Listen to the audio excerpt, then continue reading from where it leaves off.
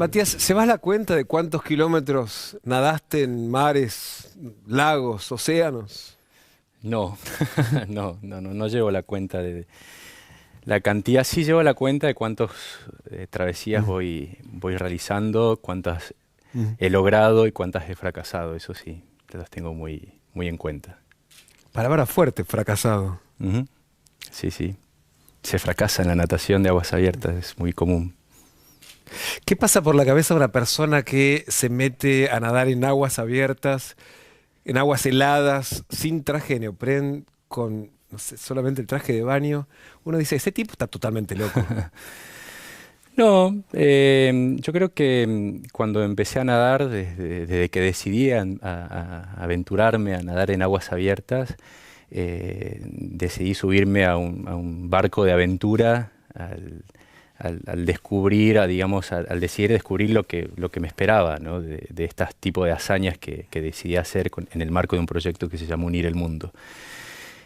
Sabía que muchas de estas travesías iban a ser difíciles y los cuales requerían mucha preparación de mi parte, especialmente física y mental, que tenían que ver con el frío, porque mi desafío principal en natación es nadar sin traje de neopren en todas mis hazañas. Y, y bueno, justamente fue esta condición y los destinos geográficos donde me llevó la natación que me han permitido experimentar, como te dije, éxitos y a veces tropezones o caídas que te dan un montón de aprendizaje también. Para cualquiera sería ya una hazaña meterse en agua fría, un Sí, poquito. ¿Cuál es la temperatura más baja en la que nadaste? -1, -1, sí, sin nada. sin ¿Y traje. cuánto rato? 15 minutos. ¿Y Sí. cómo se aguanta esa temperatura? Se entrena, se llama natación de invierno, es una disciplina que no la inventé yo, nace en los países Ujú. nórdicos. Yo me entrené en la Patagonia para adaptar mi cuerpo a la sensación al frío y hasta que uno va logrando hacer una escalera de temperaturas y aventurándose a conocer qué se siente en mucho más frío, ¿no? Y me tocó una oportunidad de haber competido en un evento internacional en Finlandia, en Rovaniemi, Ujú. dentro del Círculo Polar Ártico. En pleno invierno teníamos -30 Wow. O ambiente, sea, dentro del agua estaba genial. -1 era caliente. Claro. Pero había 1500 nadadores haciendo lo mismo y habían cortado en un río congelado con motosierras, hicieron una piscina de 25 metros por 12 y hicieron andariveles y estábamos compitiendo 1500 nadadores que nos desafiábamos a quién duraba más en esas temperaturas y quién era más rápido y quién era más fuerte. Y ahí estuve mi primer medalla en los 450 metros, que salí subcampeón mundial de natación de invierno, año 2014. Ahora, cuando decís, bueno, competir y demás, en la natación uno, claro, sabe en el mundo de la natación, hay objetivos que son bastante conocidos, competir en el Mundial de Natación, en los Juegos Olímpicos. Ahora, ¿de dónde nacen los desafíos, las travesías de las aguas abiertas? Yo tengo 34 años ahora, tenía 26, 27 años cuando decido dejar Mm. de competir en piscina. Yo aprendí a nadar a los 21 años, esa es mi Grande. historia, grande, en Tucumán. Y la natación me dio muchísimas oportunidades como joven y sueños de ser un deportista, los cuales los buscaba cada vez saber hasta dónde podía llegar. Si a los 21 años había aprendido a nadar y me iba bien, quería saber hasta dónde Ujú. mis capacidades como nadador podían llegar. Llegué a Buenos Aires a los 25 años, 24, 25 años, y viví en el CENAR, en el Centro de Alto Rendimiento Deportivo, y experimenté 2 años de entrenamiento al costado de nadadores de élite que me motivaron muchísimo al saber que era lo que yo quería hacer, ¿no? Que la natación era mi deporte. Y llegué a un punto de las competencias que yo asistía en Argentina y en otros países donde hice un stop y dije, que la competencia no era lo que a mí me satisfacía. Este joven que hizo esto por primera vez y que aprendió a nadar a los 21, ¿qué hacía a los 15 cuando iba al mar? ¿Yo? Sí. Eh, Mira, a los 15 creo que nunca, hasta los 21 nunca había ido al mar. ¿No? No, no. Íbamos, mis vacaciones y con mi familia se limitaban al visitar a la familia en el norte argentino. Mi papá era salteño, es salteño, mi mamá es tucumana. Entonces, cada vez que teníamos vacaciones, éramos 4 hermanos, nos íbamos un verano a Salta y otro verano a Tucumán. O sea, nunca te habías expuesto ni siquiera a una pileta, decir, no. Pileta sí, íbamos a pileta, Ajá. me acuerdo que Pero te quedabas en la parte bajita. Sí, no nadaba, no. Además yo era asmático, por eso es que no nadaba y no practicaba una disciplina deportiva al 100%, que fue la razón por la cual a los 21 años yo decidí buscar la natación para curar mi asma. Y no solamente curaste el asma, sino que... Y la natación me dio eso, que me dio una oportunidad de cumplir ese sueño de niño que yo tenía de ser un deportista. Yo creo que todos los niños de hoy queremos o tenemos un ídolo o una ilusión de ser deportistas, ¿no? Es lo primero que se nos llega a la mente. Por lo menos en mi caso, cuando mis hermanos y yo éramos muy chicos, mi papá era el deportista de la casa, él era basquetbolista. Y nos llevaba a jugar al básquet con él y hacíamos deportes con él. Y dentro entre los 3 hermanos, los mayores, yo era el único que siempre tenía un límite.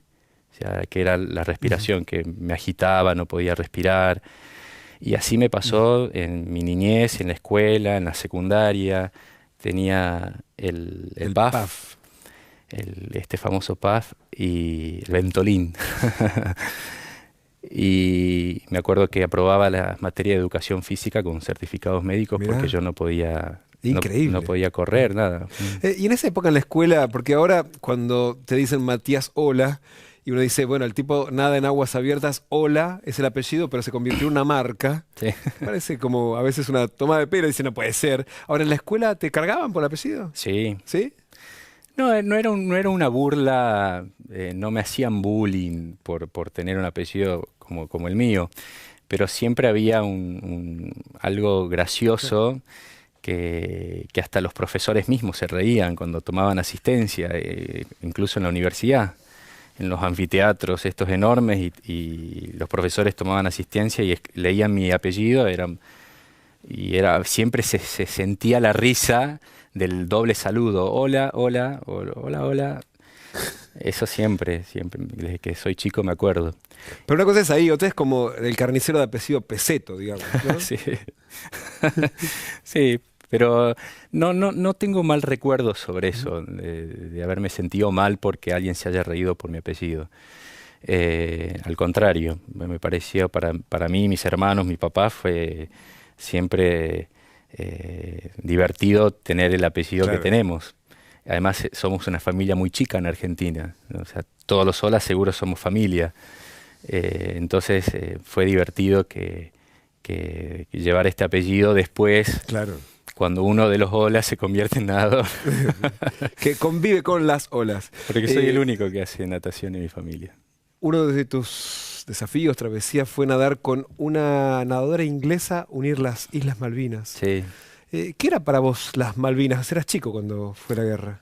Sí, ni siquiera había nacido. Yo nací en el 84 y fue justamente una razón que tuvimos en cuenta, un punto que tuvimos en cuenta cuando decidimos con Jackie, que tenía 65 años en ese momento, en tener en cuenta que ella sí había vivido la experiencia de lo que fue las Islas Malvinas en el mundo, tanto en su país como en Argentina, y yo no. Yo sabía las cosas por lo que había aprendido en la escuela, en la secundaria y en la historia argentina, pero Jackie sí había vivido y sabía de qué se trataba la guerra de las Malvinas para nuestros países. Y fue una decisión muy espontánea cuando estuvimos con Jackie varias oportunidades de encontrarnos en diferentes países haciendo natación de invierno. compitiendo en Rusia. Con Jackie nadó en el estrecho de Bering cuando yo crucé también el estrecho de Bering. Después nos vimos en China también, nadando, compitiendo en China. Entonces fue espontáneo cuando en esos años, en 2013, 2014, que se hablaba muchísimo Ujú. de la situación, de este tema de Malvinas. Sí, de la soberanía. Exactamente, y una vez cuando nos encontramos con Jackie dijimos, Jackie, vos y yo tenemos que nadar en las islas. Y salió y la aceptación de ella fue un gran sí, y la finalidad del nado también fue en armonía, la idea de hacerlo por la amistad y por la paz entre nuestros países. Ni ella ni yo íbamos a ir a reclamar soberanía sobre nada, Ujú. íbamos a hablar sobre paz y amistad. Y fue una decisión muy linda que creo que es uno de los nados más lindos que yo he experimentado, fue el nado que hice en las Islas Claro, por lo Malvinas. simbólico. Ahora, de todos modos, cada una de esas travesías implica un movimiento de logística importante porque Sí, los acompaña una lancha. Ahora, ¿cómo fue gestionar todo eso? en Precisamente, Malvinas. claro. Fue difícil, que eso fue el desafío que teníamos, no era la temperatura del agua, que era fría, no era llegar hasta el estrecho, que el estrecho está del puerto argentino, está 2 o 3 horas al norte, que es el estrecho de San Carlos, sino era la logística, lo que vos Claro. estás diciendo. Nosotros llegamos a las Islas Malvinas un 17 de marzo del 2015 y teníamos para el próximo vuelo para regresar una semana después, el 21 de marzo, bueno, unas semanas, Ujú. dije mal la fecha, pero teníamos una semana para estar. Em, y confiábamos que la logística la íbamos a lograr pidiendo ayuda. Es una isla, todo el mundo tenía semirrígidos y barcos en Malvinas, y más porque estaba Jackie con nosotros, Claro. porque era una idea muy integradora. Y al contrario, tuvimos mucha persecución, muchos insultos. Wow. Sí, fue muy O sea, que triste. habían llegado sin nada. Habíamos llegado con el único contacto que teníamos de un argentino que nos ofreció la logística, que vive en las islas y está casado con una inglesa Ujú. Kelper, y que conocía muy bien la idea y nos apoyaba. Y los demás los insultaban. Sí, no la gente, sino los miembros del gobierno de las islas. Y a mí me insultaban por Twitter, me decían que era un animal político y cosas así, porque pensaban que yo iba a usar ese nado a favor de la reclamación De la de la soberanía. soberanía que tenía el gobierno argentino, y era todo lo contrario. Entonces fue triste porque nadie nos quería ayudar, eran 1.500 personas que vivían ahí y un programa de radio que creo que era el que informaba todo lo que pasaba, Claro. y estábamos mal vistos. E incluso el hotel donde nosotros nos hospedábamos, una mañana llegaron, antes de nuestro nado, llegó la policía a decirnos cuáles eran las normas y las reglas sobre lo que nosotros íbamos a hacer y que no podíamos levantar ningún símbolo argentino. Nadar podía resultar algo subversivo. Sí, si es que lo conseguíamos. Hasta ese momento, recuerdo que Jack y yo agarrábamos la lista de teléfonos que había en la isla, que se completaba en 5 páginas, y llamábamos a cada uno de los kelpers a preguntarles si tenían un semirrígido para alquilarles, A un bote. o un Claro. bote. Y ninguno accedía, y vos caminabas por Estaba el lleno pueblo, de... estaba lleno, todos Y los nadie se garajes atrevía. habían... Qué fuerte. Sí, y fue muy triste para los dos ver eso, y estábamos casi ya bajando los brazos y decir, bueno, nos vamos en 2 días y no lo estamos haciendo, y no tenemos los recursos, la logística, cuando fuimos muy confiados. Y me acuerdo que ese día, el día 20, el día 19 de marzo del 2015, nosotros estábamos con Jackie entrenando en la bahía del puerto argentino, y vemos un velero amarrado al puerto argentino. Perdón. Y el velero tenía una bandera sudafricana. Entonces nos acercamos, eh, golpeamos, salió una pareja, hablamos con el que es el capitán, Robert, me acuerdo su nombre, y le contamos lo que queríamos hacer y si nos podía alquilar su velero. Y le gustó mucho y nos alquiló su velero. Y fue al día siguiente, a las 3 de la mañana, que salimos con Jackie con este hombre argentino que nos llevó al Estrecho de San Carlos y el velero estaba ahí esperándonos Y pudieron cruzar. para hacer el cruce.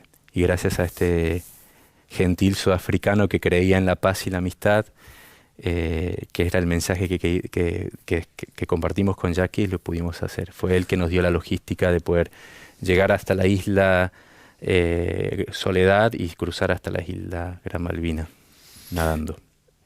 Y hablando de islas, también te escapaste nadando de Alcatraz. Sí. Sí, esos son pequeños nados que he hecho Bueno, en el mundo. para vos son pequeños nados, pero cualquiera de nosotros se ahogaría a la segunda abrazada. Sí, sí, una travesía muy conocida en California, que es el escape de la isla Alcatraz, y van muchos nadadores del mundo a hacer esto. Sí, lo hice con varios amigos que compartimos la pasión de nadar en aguas abiertas. En septiembre, hace poquito, tuviste uno de los que vos llamarías fracasos, cruzando el Canal de la Mancha.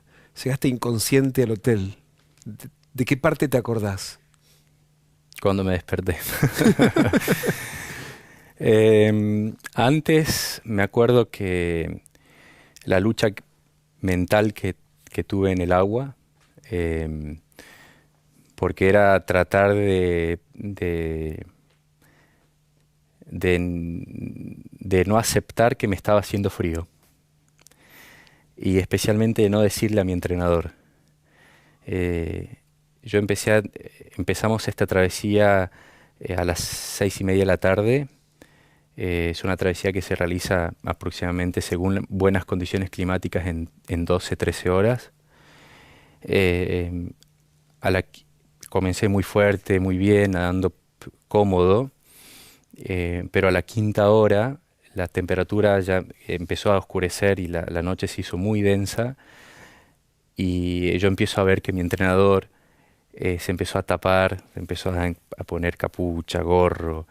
En ese barco estaba Jackie Cobell también, de quien estamos mencionando, que eh, fue muy lindo su gesto de venir a acompañarme en este cruce. Y la temperatura había bajado muchísimo, incluso a la del agua, que fue lo que desenlaza la situación Claro. que yo tuve de hipotermia. Nosotros pensábamos que íbamos a tener un cruce en temperaturas de 17, 18 grados en esa época del año y ya 3 días antes de mi travesía el clima había empeorado bastante y sabíamos que se había puesto mucho más fría, pero no sabíamos hasta qué punto. Tanto que yo cuando salí de la costa de Dover, Inglaterra, me tiré en 16.5 y cuando estábamos en medio del canal tenía temperaturas de 14 grados. Y fue a la quinta hora de mi nado que yo empiezo a tener complicaciones físicas. Mi pierna izquierda no me respondía. Mi entrenador se daba cuenta. Yo tenía 2 luces, una acá en la nuca y una en el bañador, acá en la zunga. Y era la forma en que él me podía ver. Y la poca luz que daba el barco. Y bueno, yo lo veía a mi entrenador, lo que más podía también. Y yo tenía este problema en la pierna. Digo, ¿pero por qué? Digo, debe ser un calambre, debe ser algo normal, como en muchas travesías me ha podido pasar, que he vomitado, que me agarró un calambre, pero algo que pasa, Claro, te repones y seguís. que te repones, que yo ya lo he hecho muchas veces. Y no se me iba, entonces seguí nadando a otro ritmo y de repente, pisando la hora 7 de mi travesía, empiezo a sentir frío. Empiezo a sentir que mi cuerpo temblaba. Y las bebidas calientes que mi entrenador me daba no me ayudaban demasiado, que me hidrataban cada 40 minutos. Y yo no le decía a mi entrenador que tenía frío. Entonces yo en mi cabeza decía, no, esto es normal, me debe faltar más de la mitad. Eh, Trataba de pensar en otra cosa que no sea el frío. Y bueno, eso fue lo que hice. Y en un momento dejaste de pensar. Un momento dejé de pensar y mi entrenador se dio cuenta que yo estaba mal cuando empezó a ver que el número de brazadas que yo estaba dando empezó a disminuir, que son señales de hipotermia. Pasé de 70 brazadas por minuto, 68 a 42, que era muy Claro. lento. Y él empezó a buscarme señales con el silbato y yo no estaba respondiendo. Y el capitán del barco y Pablo ya decidieron poner el barco cerca mío y gritarme. Yo levanté la cabeza y cuando levanté la cabeza me hundía. Uf, Entonces mi entrenador me agarró del brazo, que ya eso, al agarrarme significa que yo ya estaba fuera de la carrera. claro. Ah, no te pueden tocar. No, hay normas en la natación de aguas abiertas donde nadie te puede tocar mientras vos estás cruzando. Entonces ahí es cuando yo reacciono un poco de por qué Pablo me estaba agarrando. Claro, si Y él, o sea, me estás sacando. O sea, sí, él tiró la toalla por y me vos. dice, tenés que salir porque te estás congelando. Wow. Y ahí fue cuando me sacó. ¿Fue la vez que sentiste más miedo en el agua? No, no, no. Nunca tuve miedo. ¿Nunca tuviste miedo? No, no, no. Ahora, recién decías, Mati, que viene la noche, nadás de noche. eh, Uno se imagina nadar en el océano y se viene la noche. Sí. Estando en un barco uno se puede asustar. Ya lo hice varias veces. Crucé el canal de Catalinas en California en plena noche, el canal de Tsugaru en Japón en plena Mm. noche. Eh, el estrecho de Bering lo nadé en muchas en etapas, pero en plena noche también y con mucho frío. Era una parte más de lo que yo sé que tenía que hacer. O sea, no tenía miedo a eso. La noche no era un desafío. ¿Y que se te cruce algún animal en el agua? Puede llegar a pasar. En Canal de la Mancha, un poco. Es más que tengas medusas, que te piquen medusas, que veas un tiburón. ¿Y te Pero tocó alguna vez? me tocó en Hawái, sí. Una travesía que hice de noche también, la de 18 horas, De noche y con tiburones. sí. Ahí sí uno Y, dice, este tipo está loco. y sabíamos que esta travesía tenía una gran probabilidad de encuentro de tiburones. Todos los nadadores que buscan hacer el canal de Molokai en Hawái saben que pueden ver tiburones o que pueden ser atacados por tiburones. Evidentemente nunca se corre, no se llega hasta ese riesgo porque se utilizan muchos prevenciones, que el barco esté cerca, que haya un kayak cerca, usamos un dispositivo electrónico que se llama Shark Shield que Ujú. repele los Claro. ataques de los tiburones, todo esto lo usan los nadadores, pero de que lo puedes ver, lo Ujú. puedes ver. Y eso sí, ahí sí yo tuve miedo cuando vi dos tiburones debajo mío Wow. en Hawái. Habíamos nadado toda la noche y eran las 6 de la mañana, empezaba a amanecer, el cielo se ponía claro y yo hice un stop de hidratación y tenía solo el kayak al lado mío con una persona, un kayakista que ni lo conocía y el barco que tenía mi entrenador y a todo el equipo mío estaba a 500 metros de mí. Entonces me hidrato todo y recibo indicaciones. Quiero seguir en posición de nado y cuando miro hacia abajo tenía dos tiburones nadando debajo mío. Eso sí, me acuerdo. ¿Y qué hiciste? Y ahí me puse posición fetal y me quedé así. Le dije al kayakista que había dos tiburones al lado mío y el kayakista me calmó un poco y con la radio llamó al barco y el barco hizo un barrido con el motor alrededor Y los mío espantó. y no los vi más. Un momento me dijiste las cosas que uno se piensa, ¿no? Sí. Traté de pensar en otra cosa. Tenés mucho entrenamiento físico. Ahora, ¿cómo es el entrenamiento psicológico de alguien que se va a enfrentar al frío, a olas gigantes, a tiburones? Yo creo, en mi caso, eh, porque hay nadadores que hacen yoga, que hacen meditación y todo. Yo muy poco hago de eso. Utilizo mis entrenamientos y mis experiencias de nado para aprender o alimentar esa parte de mis travesías. O sea, ¿a qué voy? No me importa lo que te dije, fracasar, sabiendo que el fracaso me enseña a que voy a tener una segunda chance y voy a saber cómo lo voy a superar. ¿Entendés? Entonces, eh, para mí los momentos de caídas que tuve haciendo travesías en el mundo han significado muchísimo para mí, para mi entrenador, en en el sentido que hemos sumado muchísima experiencia intentándolo, por más que yo estaba preparado físicamente, mentalmente. Muchas de las travesías no dependían de mi físico ni de cuán fuerte sea mi mente, sino de las condiciones climáticas o de las corrientes o de las tormentas que te tocan en estos estrechos. Y mis fracasos vienen justamente por eso. Cuando estuve intentando cruzar, si no eran por las corrientes que no podía llegar, o por una tormenta que tuve en medio del canal de Tsugaru en Japón, que estaba a 10 kilómetros de la costa y no llegábamos. Entonces todo eso creo yo, ¿no? Sé que me ha alimentado más como deportista y como persona en lo que entiendo de lo que significa lo que es un desafío, ¿no? Lo que es proponerse hacer algo difícil. Y hablando de desafíos, uno piensa de vuelta en el nadador de aguas cerradas. Seguramente el oro olímpico es el desafío mayor, es el objetivo Claro. más grande. ¿Cuál es el sueño mayor de un nadador de aguas abiertas? Eh, en el mundo de la natación de aguas abiertas hay títulos o desafíos, si queremos llamarlos así. Eh, en el mío existen los 7 océanos, como los 7 montañas más altas del mundo para el montañista. Para mí son los 7 océanos. Yo creo que el sueño que estoy persiguiendo ahora es seguir compartiendo, unir el mundo, como lo hice entre los 5 continentes cuando lo logré hacer entre el 2013 y el 2015 sin traje de neopren, y seguir haciéndolo en los 7 océanos.